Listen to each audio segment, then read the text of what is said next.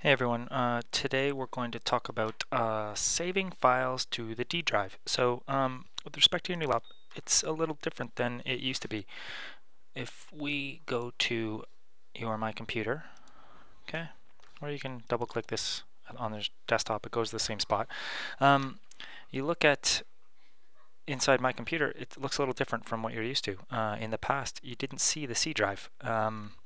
Reason for that was, in essence, we didn't want you to accidentally delete something or save something in the C drive that can either make the computer stop working or you lose your stuff. And at this point, everyone is quite used to using a computer, I think.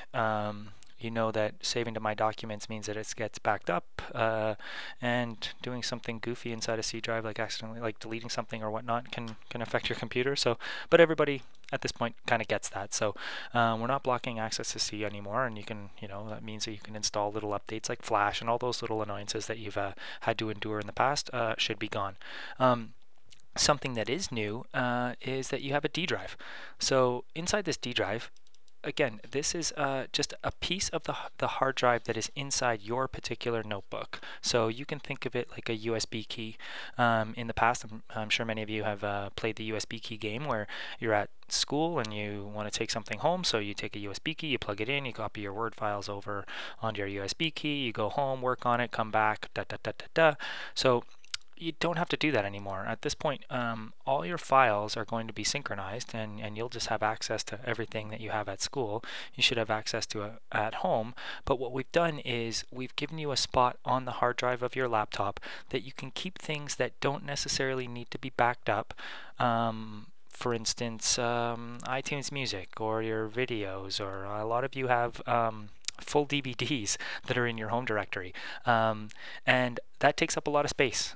Some schools have burned through a lot of their server space and would often get the message saying they've run out of space. We're taking care of that in the back end. You're getting a new server, but for what it's worth, now you have almost like an internal USB key that you can keep your video files and whatnot in, and it's always there. So it is inside your laptop. Anywhere you go, those video files and iTunes Music and whatnot, you can put your personal photos and all of that. It's inside that laptop. If we need to re-image the machine, we only re-image this. We leave this. So if we need to rebuild your machine, C drive gets refreshed, D drive stays the way it is. So I wouldn't ever recommend only having one copy of important files, like I wouldn't put your firstborn's photos only on the D drive. I'd always keep it somewhere else, but that's just good habit to take onto your home computer as well.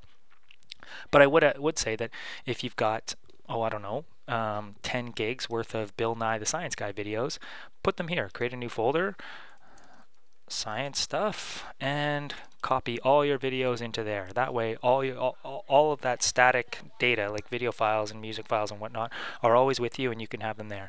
You can redirect your iTunes Music. Anyone who's used iTunes, I'll do another video on how to point your iTunes Music folder. So yeah, you can have all your personal music on there. It's not taking up any server space, so you're not gonna, step on anybody's toes with respect to space on the server, and you can have access to all your stuff. One caveat that I need to point out is that you as a teacher, when you log into your machine, you see the D drive. On student desktops or student laptops, there is no D drive. It's only on the teacher laptops. So if you let a student log into your laptop, they will see, when they go into My Computer, they will see the D drive. Even though it's your personal stuff, it's just like a USB key that is as though the USB key were sticking out the side of your laptop. The student would see it. So I'd be wary of having students log onto your machine anyway. Hopefully, with the student to computer ratio being around 4:1 at this point, once we're done the refresh, hopefully there's enough computers to go around. But just know that if a student does log onto your machine, they will see anything you have in your D drive. So it's important that you keep note of that. Anyway, good luck.